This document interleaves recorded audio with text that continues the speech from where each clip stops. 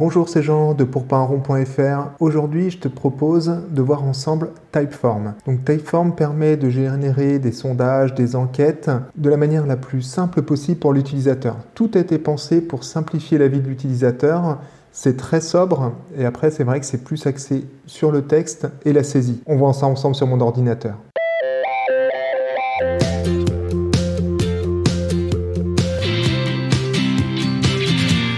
À quoi ressemble un formulaire Typeform? Donc voilà, donc tu as une page d'intro, tu débutes et après tu vois les questions s'enchaînent de manière très fluide et c'est vrai que c'est très rapide pour la personne. Les personnes peuvent par exemple utiliser la touche entrée, c'est quand même, tu simplifies et tu penses la facilité de ton répondant. Et là tu remarqueras par exemple aussi qui permet de faire quelque chose qui est très sympa, c'est de la personnalisation. Il a repris la civilité et le nom des précédentes réponses. Et ça permet de personnaliser la question. Et c'est vrai que tu as plus envie de répondre à quelle est votre adresse email quand on te connaît que la lâcher comme ça. Une fois que tu l'as complété, tu arrives sur la page de fin de Typeform, qui est la même pour tout le monde. Dès que tu es en gratuit, tu ne peux la personnaliser qu'en payant. Maintenant, on va voir ce qui se cache derrière et comment on le gère en pratique. Quand tu arrives sur ton espace de travail, donc là, tu as ton quota. Donc tu peux avoir gratuitement 3 types de formulaires et tu as jusqu'à 100 réponses par mois. Ça te permet quand même d'avoir pas mal de latitude quand tu commences. On va voir ça sur l'exemple que j'ai déjà créé. Donc ce qui est vraiment super avec Typeform, c'est que tu as directement la prévisualisation sur le côté. Tu travailles en direct. Tes questions s'enchaînent les unes après les autres. Donc là par exemple, je vais en ajouter une dernière. Donc après, tu vas voir le choix multiple. En passant dessus, tu vois à quoi ça ressemble, le téléphone, du texte court, du texte long. Comme tu le vois, l'inconvénient de Typeform, quand même, c'est qu'effectivement, pour ceux qui ne parlent pas anglais, ça peut être un handicap, tout en sachant qu'il est tellement agréable et visuel que ça aide. Alors là, par exemple, on a le choix de photos, une réponse oui ou non, un email, une notation, la saisie d'une date, drop-down, c'est la liste. Tu peux avoir la possibilité de charger un fichier. Le paiement n'est pas accessible en gratuit. Donc là, c'est de la saisie de site. Alors, ce que je te propose, c'est que je recommence à zéro avec un nouveau formulaire. Donc là, je crée un nouveau formulaire.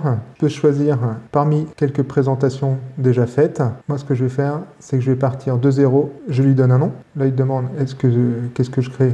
Peu importe, de toute façon, l'activité, peu importe, ça ne change rien du tout. Ici, on te propose d'ajouter ta première question. On va commencer par un écran d'accueil. Tu charges ta photo. Tu as accès à des photos qui sont directement issues de Unsplash. Tu peux bien sûr prendre celle que tu souhaites. Comme tu vois, ici, le texte est en anglais. Alors, dans les paramètres Settings, tu vas pouvoir quand même choisir la langue. Et après, tous tes boutons vont être traduits. Ça va vraiment te faciliter le boulot. Alors, le seul, effectivement, qui n'est pas traduit, c'est celui-là, je ne sais pas pourquoi. Le seul qui est traduit, c'est celui-là, je ne sais pas pourquoi. Tu es obligé d'aller dans les réglages et d'indiquer le nom de ton bouton. Je reviens dans la construction, j'ajoute une nouvelle question. Donc par exemple, je vais ajouter mes images.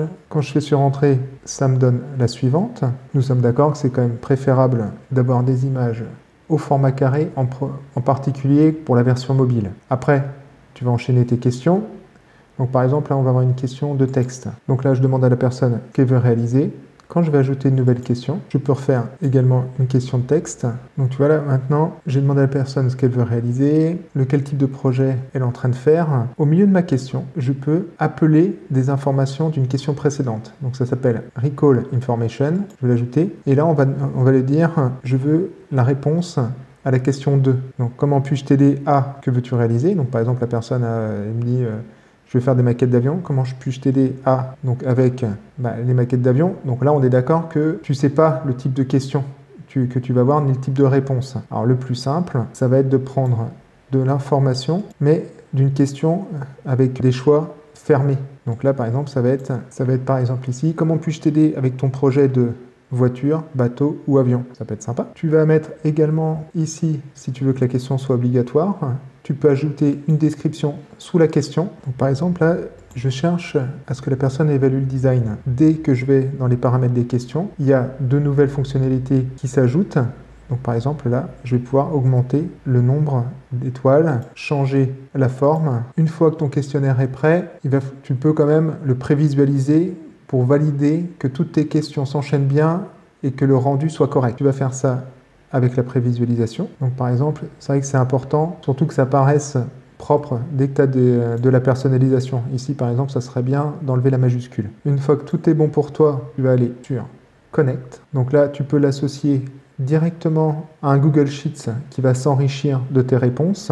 Mais ce qui va être le plus important pour toi, c'est d'aller sur Share et de récupérer ici le lien pour partager ton formulaire. Tu peux également l'intégrer directement sur ton site. Donc après, dès que ton formulaire est lancé, tu vas pouvoir consulter les résultats. Ça va te permettre de trier les personnes qui l'ont rempli sur ordinateur, sur mobile, sur tablette ou autre, avec le nombre de personnes qui sont parties en entrée de formulaire, le nombre de personnes qui ont répondu, donc là tu as 100% de taux de réponse, et de donner une estimation réaliste du temps pour remplir le questionnaire. Donc après, question par question, tu peux voir où les personnes ont abandonné. Alors là, j'ai eu aucun abandon. Tu as le résumé qui va te donner les stats visuellement de tes répondants, et ici tu vas voir personne par personne les réponses qui t'ont donné.